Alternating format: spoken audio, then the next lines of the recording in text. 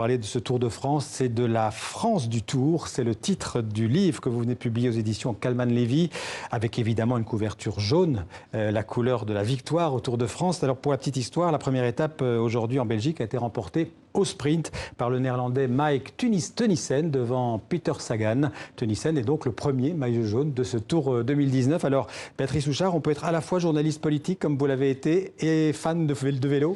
On peut être journaliste tout court déjà et en l'occurrence fan de vélo. En l'occurrence, j'ai d'abord été fan de vélo et comme j'étais fan de vélo alors que j'étais très jeune, je me suis dit que je serais journaliste pour pouvoir un jour suivre des étapes du Tour de France. Donc en fait, c'est le contraire. Bon, j'ai surtout suivi des campagnes électorales, mais aussi un peu des étapes du Tour. Alors je disais la couleur jaune, le maillot jaune, vous en parlez beaucoup dans votre livre. Vous le qualifiez de maillot très spécial. Qu'est-ce qu'il a de si spécial ce maillot? Il est presque magique en fait le maillot. Alors les coureurs qui l'ont porté, alors pas seulement ceux qui ont gagné le Tour de France, mais même ceux qui l'ont porté une journée, disent que ça change. D'abord, c'est un peu le couronnement de leur carrière et ça change leur vie. C'est la Légion d'honneur qui leur est remise en direct sur le podium le soir, quoi.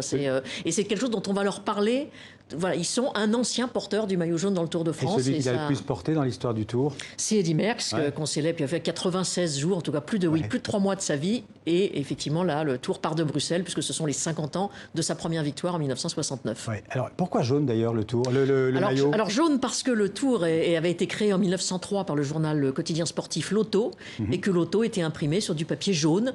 Donc quand en 1919, le directeur du Tour, Henri Desgranges, s'est dit il faudrait trouver un symbole un peu distinctif. Il n'y avait pas de maillot jaune tout de suite. Non, il n'y avait pas de maillot distinctif, c'est ça, mais à la reprise après la Première Guerre mondiale. Et un maillot distinctif à la fois pour les spectateurs sur le bord de la route, mais aussi pour les coureurs eux-mêmes dans le peloton, toujours avoir à l'œil où était le premier du classement général, et jaune comme la couleur du journal L'Auto. En fait, le Tour n'a été interrompu que pendant les deux guerres mondiales. Les deux guerres mondiales, oui.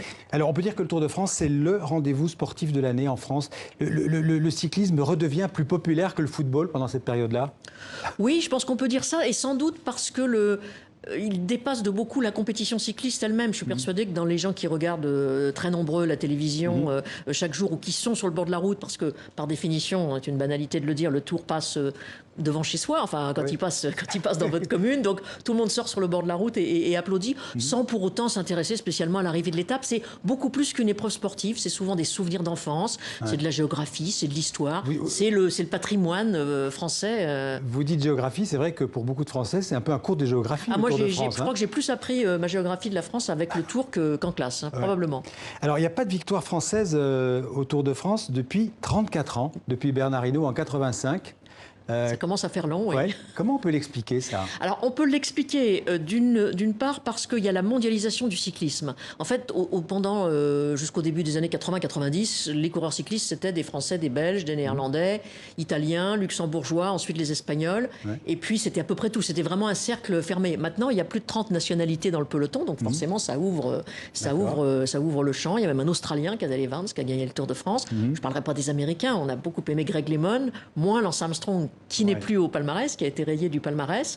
Et puis, alors il semble que les équipes, d'abord les grands champions, on n'en trouve pas non plus forcément à chaque génération, et il semble quand même que les équipes françaises aient vraiment été en pointe dans la lutte contre le dopage, parce que forcément on parle de dopage quand il parle du Tour. Vous parliez de Lance Armstrong. Et ont voulu vraiment être à la pointe. Alors est-ce qu'ils ont davantage fait le ménage que dans d'autres équipes étrangères? Ça n'est pas impossible. Le dopage, notamment le scandale Festina en 98 dont vous parlez, il n'a pas réussi à tuer le Tour de France, il aurait pu?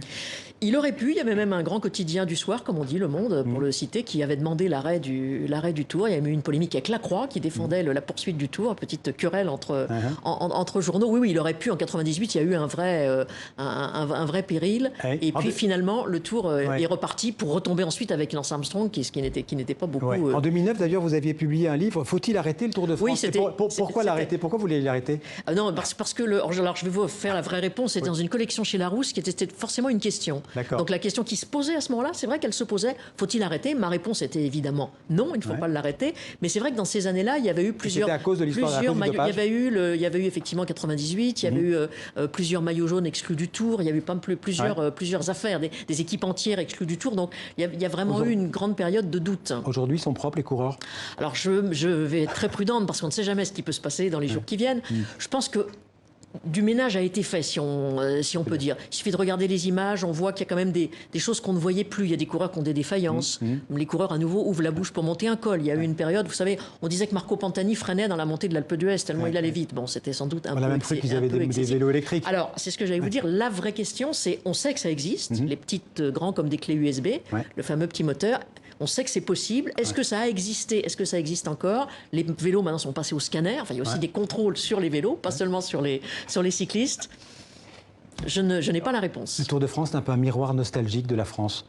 Il y a effectivement un peu de nostalgie, parce que quand on parle, moi ça me frappe beaucoup, notamment ces jours-ci, en parlant de ce livre, on peut presque savoir l'âge de la personne qui vous parle, parce que ça renvoie à un souvenir d'enfance. Alors c'est pour les les plus vieux, Bobet, c'est Anctil Poulidor pour les gens de mon âge, c'est ensuite Hinault, Bernard Thévenet. C'est un curseur, voilà, un marqueur. C'est une espèce de curseur, et effectivement il y a peut-être pas une espèce de mélancolie et de nostalgie. Un dernier mot très rapide, c'est pour les présidents français, il ne manque pas le rendez-vous du Tour de France, ils y sont tous allés pratiquement, alors, ils sont sauf pas tous Pompidou. Parce que... oui, alors ils y sont tous allés. Le premier qui suit dans une voiture, c'est Nicolas Sarkozy. Donc depuis, tout le monde fait la même chose. Et puis De Gaulle avait applaudi le Tour sur le passage à Colombey. Et le Tour l'avait même salué en s'arrêtant pour le général. Une exception pour le général.